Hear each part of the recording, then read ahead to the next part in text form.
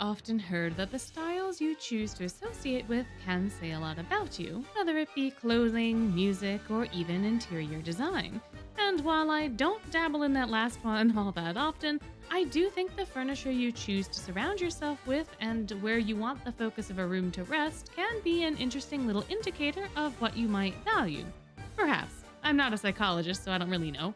But as I've been spring cleaning, I've been thinking a lot about interior decor, and like every rabbit hole I ventured down, I was eventually led to Twisted Wonderland. So today I'm going to be assigning interior design styles to all our favorite Twist boys based off their vibes, and what I think they might enjoy. As always, this is an opinion piece in which we'll be discussing some EN server story content, so consider this your spoiler warning. Now then, let's start off with the most fantastical mage of all time, Grimm. Now, I've decided to give our resident beastie the style Hollywood Glam because to me, an uncultured observer, this style is so gaudy and ridiculous. To me, it just very much screams Nuevo rich in all of the wrong ways. It's really putting on airs and trying to be what someone thinks wealth and status and celebrity are. But at the end of the day, it's a completely disjointed mess with the wildest combination of pieces. And that just suits Grimm so well. He's trying so hard to be important and to be great, but I don't think he really truly understands what that entails, as he very rarely puts true effort into things while still demanding all the accolades. But if ever there was an opportunity for him to be seen, even if not quite so grand, Grimm jumps at the chance. We can see this demonstrated in Book 2 when Crowley bribes us with an exposition spell drive game, in the first Halloween event when Grimm soaks in the Magicam attention at first, and during Playful Land when he's determined to be a star. And there are many other examples I could probably point to of Grimm claiming accolades he doesn't deserve. He wants to be a star so badly and to have attention on him, and while I have a sneaky suspicion that there's something deeper going on with this little glutton, from what we've been able to see, he's entirely putting on airs in every single situation, and that's the vibe that I get from this interior design style. It's trying so hard to capture your attention, a bit too hard if you ask me, and that desperation is counterproductive to its intentions, but I think the same could be said for Grimm, so I'm pairing them up here. For Riddle Rose Hearts, I decided on the Regency style because it's traditional in a way that I think speaks to Riddle's overall vibe and rule-following nature. However, this style also has a little bit of wiggle room within it, which allows you to make it truly your own. It seems like more often than not, this style takes influence from the neoclassical. However, there is room for interpretation depending on the region or monarch influencing your design. Plus, it can be curated in a more modern way with subtler nods to history if that's more your speed, at least from what I've seen in my curse researching anyway. Given Riddle's rule-following nature, strictness, and academic pursuits, I think he'd enjoy a Georgian-leaning Regency best. It's a little less ornamental while remaining warm and inviting, so I think this would create a space that Riddle could feel comfortable in. Maybe it's because I've been to a lot of academic buildings that have this sort of neoclassical influence that I'm so heavily associating Riddle with this style, but I do think that it suits him. And I think adding in the Regency flair to this more heavily correlates the style to Riddle since he's from the Queendom of Roses and is our stand-in for the Queen of Hearts. If you keep your color palette on the warm side with maybe some reds and some darker woods, I think the comparison between the two becomes even stronger. Although maybe that would tip a little bit too far towards Baroque depending on how you implemented it. I'm not entirely sure, but I feel like there's a way to make the reds at least work with the Regency style for Riddle. Now, Trey is getting a style I didn't know existed until I was researching for this video, but once I read the description, I felt that it suited him quite well. The style is biophilic, which is similar to the tropical style, but it's intentionally focused on sustainability and providing a direct link to nature, rather than simply an aesthetic one, or at least that's what I got from what I read, and I think it connects to Trey well enough. He's a source of calm for Heartslable, always trying to keep the peace, and in a way acts as a kind of oasis for the students there, much like these spaces provide an oasis for those utilizing them. He also is a member of the science club, so I think he'd understand how to implement this style in a way that includes the function piece with the form. At least from what I've seen, he's got a bit of a green thumb, so the plant aspect would be something he could handle well. And I think on the whole, Trey is a rather health conscious individual who's particularly interested in toothbrushing and dental habits, which is not exactly the same thing per se as the mental health benefits of looking at plants and nature, but he is still conscious nonetheless. So I think a design style that centers around health also suits him. Hater, on the other hand, was kind of hard for me to get a read on because while he is sunny and extroverted, he also does have his deep feelings, and while he does enjoy pop art, as seen with his phone case and his pillows, I just don't think he'd really like the styles that fully embrace that aesthetic. I don't really know why I feel this way, but I do think Cater deserves a style that's more geared towards sophistication rather than something superficially sunny, something that perhaps would also give him enough room to personalize without getting too tacky. I eventually decided on giving him the tropical design style because I think it's one that straddles both sophistication and fun. Depending on how you set it up, it can be relaxing or funky, disjointed or cohesive, earth tone or colorful, so it has enough room for play while still having some form of consistency. Gator may chase after trends from time to time, but he does have a good eye for quality, like we can see in the Firelit Skies event. While he's snapping away on Magicam for likes and subscribes, he's still conscientious enough to know when to post, like we can also see in that Firelit Sky event. So I can't help but feel that he'd be much better at curation and would have the eye necessary to pull this off in whichever variant of the style best suits him. There's a duality in Cater that's not dramatically pronounced, but it is there, and this style also has that while not having the same conscientiousness as the biophilic style, which I think is the perfect differentiator for Trey and Cater.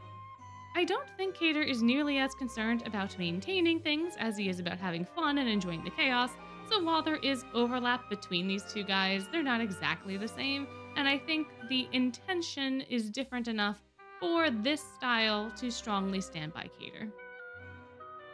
For Deuce, I went with Japandi because despite his delinquent tendencies, Deuce does seem to value structure, hierarchies, and individual metal, which I think translates into this style pretty well. It's a combination of two minimalist styles, yet it has way more warmth to it than a straight minimalism does. This isn't your white walls, void of color, hospital or hotel lobby style. Instead, there's warm wood tones, natural elements and textures, and a bit of traditional Zen mixed with modernity. Deuce is an individual who holds more modern sentiments while still respecting tradition, so I think the mixing of the best of both of these design styles into one resonates with him. I also think given Deuce's clumsy nature, having less things generically is likely to preserve said things for longer. There is also a good deal of simplicity within this design style, and it can come across as no nonsense, but it isn't brutal, and I think the same thing can be said for Deuce. He's a very simple guy that has straightforward morals, and who's very warm to those he treasures.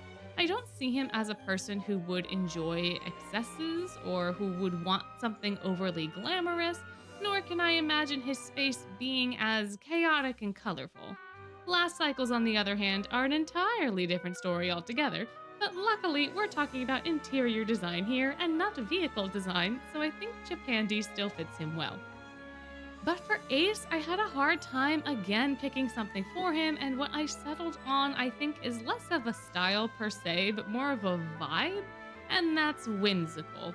While I couldn't see Deuce having a crazy space, I can absolutely see Ace decking out his room in a whole menagerie of things. And part of the reason I picked this word for him is because of his sleight of hand, smooth-talking ways. Whimsical to me is about inviting childhood joy into a space in whatever form that takes. And while that may not be its official interior design definition, it is the vibe I get more often than not from these types of spaces. But because they're a bit ambiguous in how they choose to create that joy, there isn't just one set of rules for setting up a space.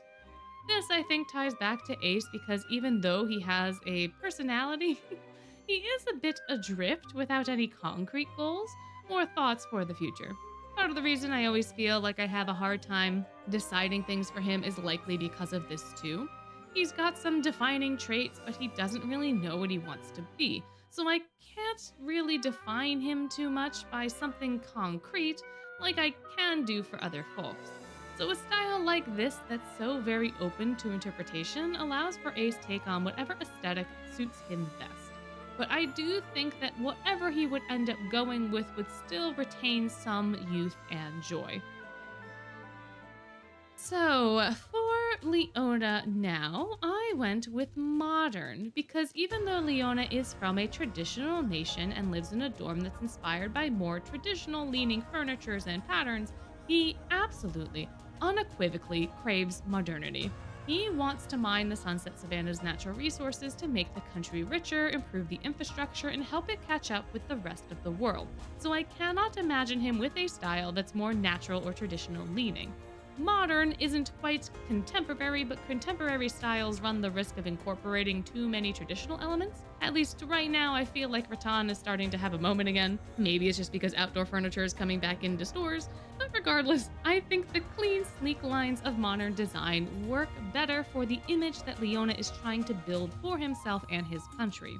There's also a little wiggle room here for the types of colors and materials that you can incorporate, so I think Leona would likely land on the warmer side of the spectrum and not the harsher, brutalistic grays. Perhaps some leather couches, maybe a deep mahogany type color with some other earthy tones, but nothing overly dramatic or emblematic of nature.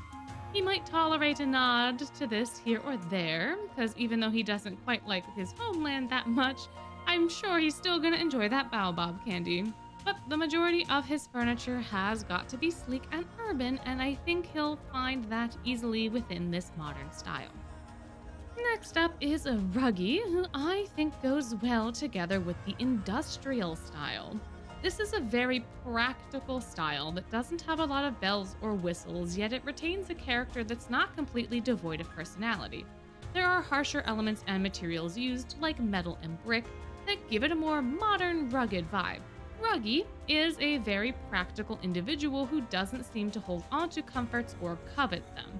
While I think he'd enjoy having a comfy bed and some other essentials, I do think he prioritizes function and stability over ornamentation and frills. In some ways, this interior style allows you to spend more time and attention on those necessities because those pieces, like your bed, become stars in their environment.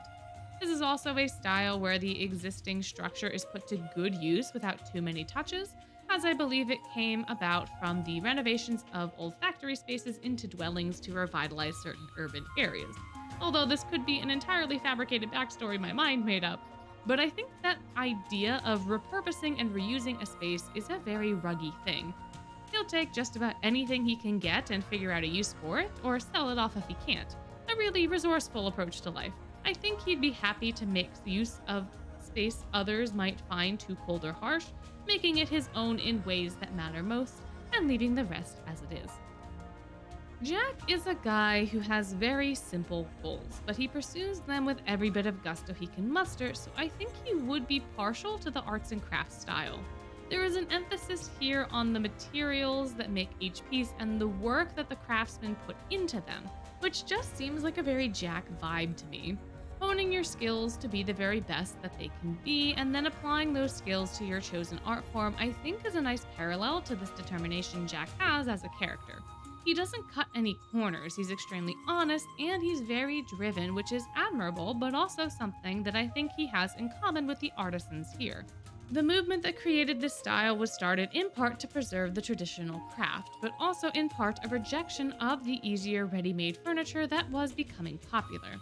These products were consumable to the masses, but because of that, they lacked the character and charm of specialty-made goods. And in a way, one could liken buying those pieces to taking the easy way out. I don't think this sentiment would sit very well with Jack, and I think it's also part of the reason he comes to us in Book 2 to rat on Leona.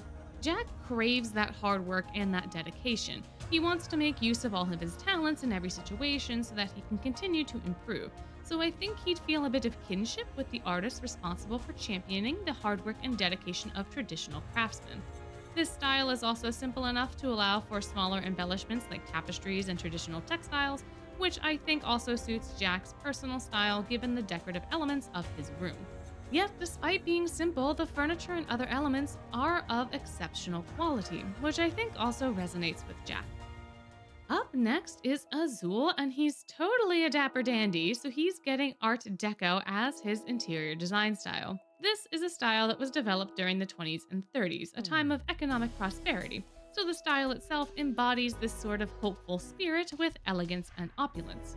The geometric patterns are fancy without being overly distracting, and when coupled with other plainer pieces, you can create a nicely balanced space that feels rich even if the materials themselves aren't too opulent. I think in modern applications of this design, there's a bit more subtlety, and I think that's the route that Azul would go down. He's a businessman at his core, and he's obsessed with profit, so I think a space that speaks to the wealth that he wishes to acquire suits him well enough. I also find Azul to be a bit old money in his tastes, because what he puts emphasis on more often than not is practical wealth versus superficial flaunting. It's more important for his clothes to be high quality rather than flashy. He doesn't over accessorize, and even when it comes to the lounge, his emphasis is exclusively on quality.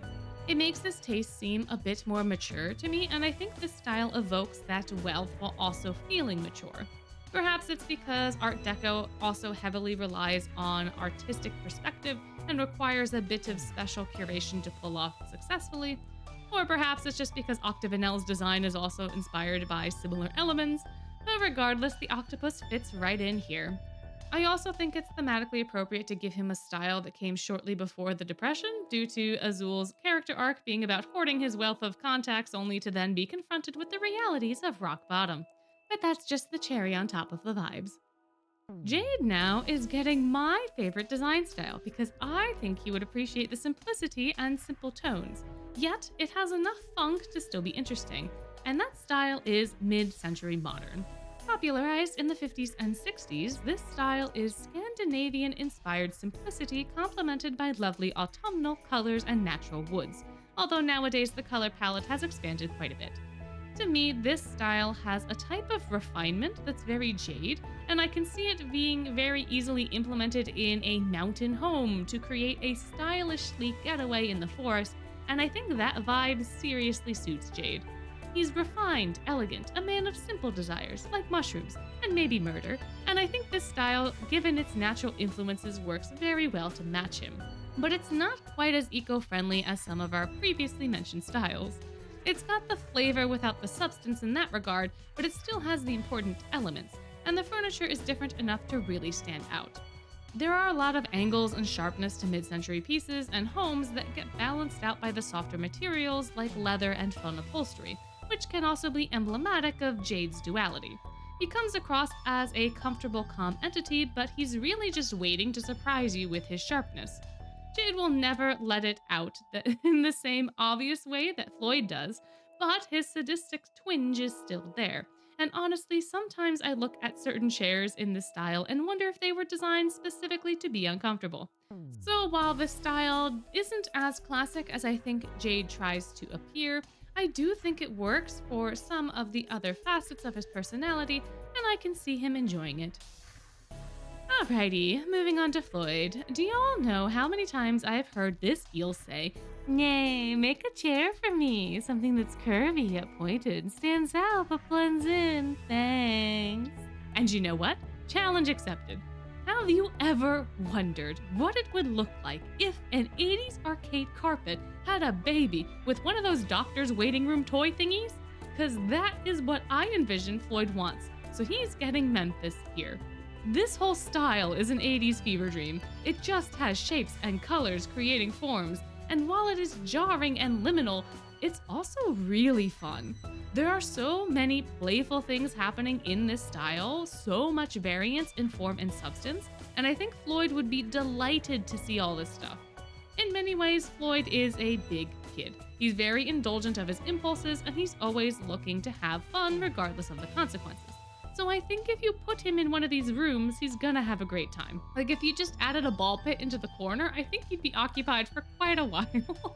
It's like a sophisticated play place, a refined Chuck E. Cheese, and a lot of the furniture fits Floyd's specifications. We've got chairs that are curved yet pointy that stand out on their own, but also blend into the space when surrounded by like furniture. This style is pretty perfect, and I'm starting to wonder if it might have been the inspiration for some of the unique pieces in the guest room, since they also have similar colors and shapes. But even if that's not the case, I still think this style fits Floyd to a T. Kalim now is getting a style that I don't think he really would implement all that well, but I do think he'd inevitably end up with enough stuff to do it. So he is getting maximalism. There is no way that Kalim doesn't end up with enough furniture, fabrics, accents, etc. to not fill several houses. Heck, his family has so many vaults that are chock full of things, and even now I think they're constructing a new one as we speak, so they're getting even more things. Kalim has never really had to want for anything, I don't think, so I can see him filling up his house with all sorts of items. Those little cat statues Ruggie convinced him to buy for the dorm, scattered across the house. All those rugs he's got in storage, littering the floor in a cacophonous patchwork. Pillows everywhere, pictures everywhere. You want something included, just add it. This kiddo has no self-control whatsoever, so I cannot envision a space that he is solely responsible for not becoming filled to the gills with things, and I don't think he has the aesthetic sense to make it look good. Now, there is a difference between maximalism and hoarding, and with Jamil overseeing the curation to an extent, I think we still somehow stay in the former with Kalim. There are also many ways to do this style well, and I think Kalim could get there, he just needs a little guidance. But I think the extravagance of having all of these things everywhere, even if those things aren't individually expensive per se, is a Kalim vibe for sure. Jamil, on the other hand, would have a much cleaner style with more intentional curation, and I think the style best suited for him in that vein is Mediterranean. Not necessarily the patterned tiles and bright colored side of the style, but the more earth tone texture focused version. You still get the tile and the other classical elements, but it feels more refined in a way that I think suits Jamil. He's a very subtle character who holds his cards close to his chest, but Jamil is also wickedly smart and has a wide variety of talents that could shine super brightly in the right context. Given what we see in Tapis Rouge too, he seems like the kind of person who puts a lot of thought into his own personal style as well. So I think this more simplistic take on Mediterranean design would work quite well for him. At first glance, you may not notice the pattern the tiles make since they themselves aren't patterned, but if you take a moment to really appreciate them, then you'll see the whole room differently. If you take a second to see Jamil for what he's really worth, then I think you also get the same sort of appreciation for his character. The warmth this style can bring to a space also, I think, works very well from an aesthetic perspective, and the materials overall, I think, could work practically for a place in the Spalding Sands. Also, if the space is kept on the lesser side of embellishment, it wouldn't have to compete with Kalim's maximalism either, potentially leaving Jamil some room to breathe. Bill now is getting a style that I truly believe only he could pull off well, and that's eclectic. This style, by its very nature, is difficult because you have to combine unrelated pieces from various styles in a way that somehow creates a cohesive space. Depending on the person, what gets included can be delightfully unique or unconventional in an unintentional way. Someone like Ace might not create the best eclectic space given what we see of his decision-making skills in Tapis Rouge, but Vil has such a good eye for the value of both things and people, so I think he'd be able to consciously curate a space of beautiful items that fit his needs, suit his tastes, and is largely inoffensive to the general public. Vil is someone who knows what he wants, and he's not afraid to work hard to get it. He's never going to buy something off of impulse alone. He's never going to make a decision off a whim. And I think that's the exact attitude someone who makes a good eclectic space needs to have. He's got a plan in place for everything, and he's got the tenacity required to obtain that which his heart desires. Yet he never once goes too far into entitlement. He knows the value of his work, the value of effort, so he'd never take anything just because he thought he deserved it for entitlement's sake, because entitlement itself is not in Vil's vocabulary. This ties to this design style too because each piece in the collection stands out due to its own unique characteristics. But this unique nature also puts more pressure on the curator of the space to ensure there is some form of aesthetic cohesion. The end result isn't meant to be a flex, it's meant to be intentional, and I think it's really easy to tell which space was made with which of these intentions. Vil wouldn't create an eclectic styled space to seem smart or pretentious. He would create it because it's what he wants to do and it is intentional to his motivations.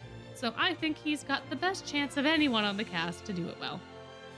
Rook also has an eye for things, but his eye is a little too unique for an eclectic collection. He sees the beauty in everything, and while I do believe he can make good choices, I also see his space getting way out of hand all too quickly. So instead, I'm going to give him the rustic style to better match his hunter vibes. I originally wanted to give him Rococo to match his bardic vibes from his Pomfiore fanciness, but at his core, Rook is a hunter, and with that, I think a hunting cabin or a ski lodge type space fits him way better. Until Rook was inducted into Pomfiore, he was a wild guy, and even now he's still crawling through bushes and climbing trees, and overall isn't afraid to get dirty while tracking his quarries. Dude embodies the Tims that he wears, and I cannot see those shoes in any other environment besides a rustic one. That heavy wood and the stone interior, the earthy tones and textures, potentially some taxidermy, and maybe one of those blankets printed with a large image of Rook's animal of choice, suits him much better than any flowery gilded ornamentation could. This style is earthy, warm, cozy, and there is a way to bring a bit of sophistication to it if you so choose. Although given Rook's current dorm, his dream room, and how he sees beauty in everything, I feel like he might go a little maximalist in this style, which could end up a little cluttercore. But I do think, if nothing else, his house would be an experience, and just a tiny bit unsettling, which also describes Rook's overall vibe well. Epel is also rustic, but in a slightly different way, the farmhouse way. This guy loves his hometown, and that town is one that's completely dedicated to farming. Even the name, Harveston, evokes this vibe and directly ties back to their agricultural pursuits. There is no way that Epel would enjoy something fancy, much like how he doesn't truly like macarons. And while this style can be sophisticated, it's also very loose. I can't imagine someone getting upset by there being a dog or some mud in this type of house. This style is really evocative of just living life. Things are going to get messy, it's never going to be 100% perfect, and that's totally okay. This is a sentiment I think Epel also shares, or at least understands, and I think he'd want to be completely comfortable in his own home. Somewhere that he doesn't have to be formal in, doesn't have to keep up appearances, and can just live his life as it suits him. I feel like the more modern farmhouse style interiors you see when you Google this style have lost the plot a little bit. But there are some like this that suit my vision here. Actually, if you look at American colonial style rooms, I think they're a bit more similar to what I was envisioning, but with a little less patriotism and more generic culture and heritage. Okay, so maybe if cottagecore farmhouse and the American colonial style had a baby, that's exactly what I would associate with Epel. But since farmhouse has a lot of those cottagey farmy elements that are reminiscent of Epel, it's probably just simpler to label it farmhouse and move on. Now then, Idia's interior style is one that I do not think actually exists, but I'm calling it gamer, because he's very much the type to have a house filled to the gills with gadgets and gizmos and color-coordinated RGB lights. Like, I imagine his house to be an ultra-modern pad with recessed RGBs that change color with the game or show that he's playing, a place where this is the only room that is show-worthy because all of the others hoard merch, clothes, and mess. I guess he would also have to have a craft room where he constructs all his gizmos, but that's probably also some form of organized chaos. I don't really think this is a decor style necessarily, but the gamer aesthetic is certainly something I associate with Idia given his gamer nature. Perhaps futuristic or future core would better describe him, although I also don't think those words are interior design classifications either. But if his house isn't a mess, then it'd absolutely be a smart home packed to the gills with features and security measures and who's a what's its, and I have no concrete name to call that other than like smart. And there's no reason that couldn't also include RGBs of some sort, I suppose. Now that I think about it, this has really nothing to do with Idia's actual personality. Although I guess Idia also kinda shoehorns gaming into everything that he does, so he's gonna get relegated to gamer here. Now, Ortho, on the other hand, is going to be relegated to stick style. I don't really know what you would call this either. Nuevo Greek, classical tech, but whatever it is that Styx has going on fits Ortho's vibe very well. It's almost like it was made for him or something, or he was made in that aesthetic, I don't know. But I do think this hyper-futuristic architecture style that still incorporates classical elements is something extremely unique that pairs very well with Ortho's own unique circumstances. Sure, he's a super high-tech android capable of feats no mere mortal could fathom, but he's also still a little guy who is now learning how to actually exist in the world. He's starting over again in a way which I think can tie him to those more classical elements. Plus, Ortho is also very taken with traditional heroes and their ideals, which I think also kind of gets reflected in those classical design elements. Yet no matter how much he may enjoy the past or those sentiments, his eyes are squarely on the future and doing whatever he can to live in the here and now, tying him also quite strongly to those more futuristic elements.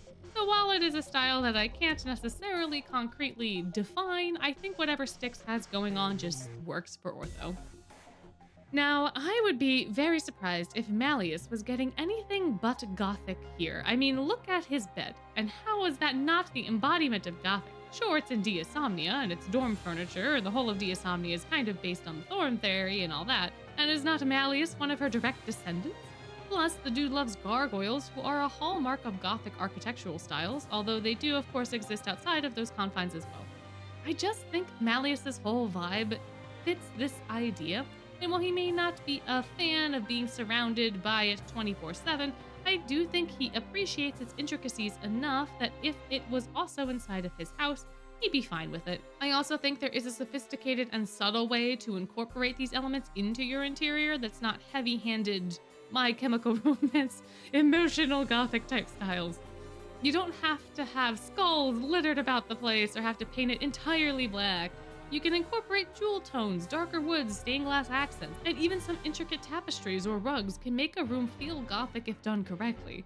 I guess it still does trend on the darker side of things, but somehow I don't think Malleus would mind that very much.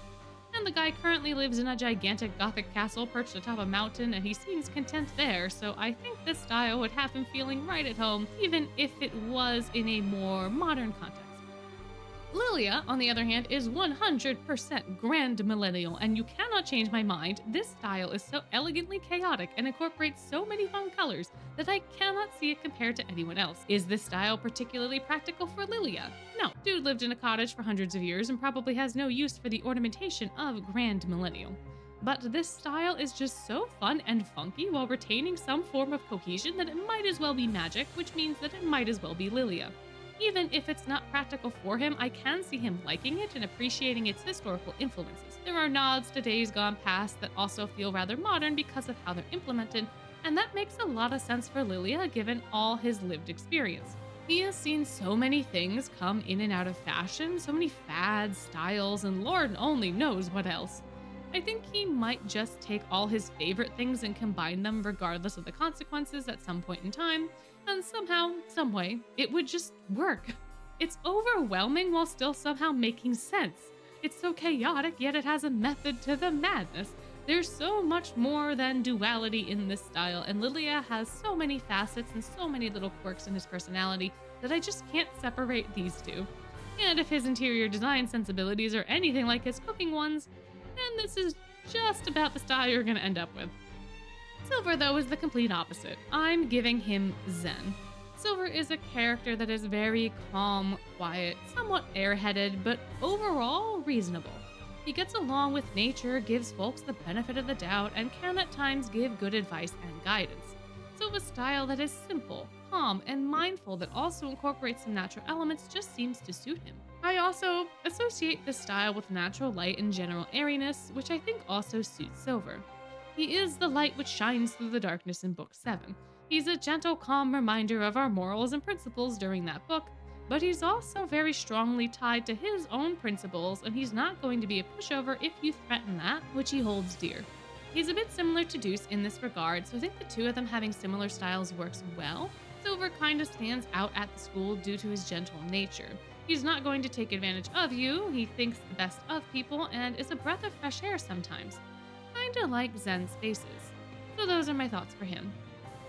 Now, if it were up to Sebek, he'd also be picking Gothic as his style because clearly it's superior to all others if Malleus likes it. But I'm vetoing this copycat and giving him Baroque instead.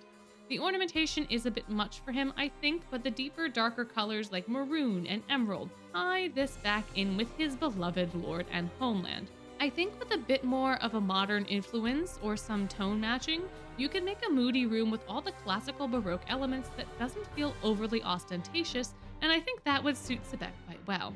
He is an individual who values tradition and the ways of old, as Sebek himself is very tied to the Briar Valley and to his lord.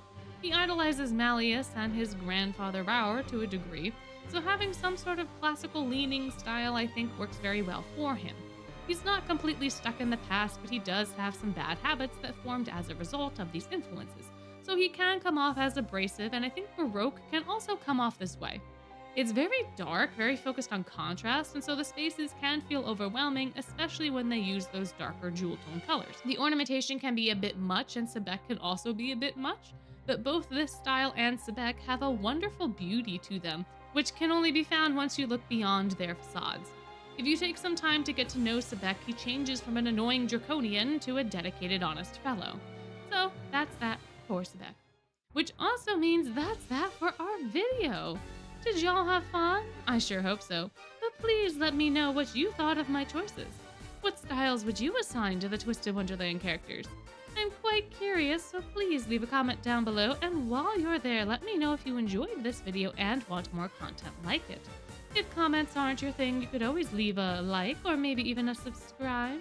But regardless of what you choose to do, I must remind you that you're amazing, and I hope you have a wonderful day.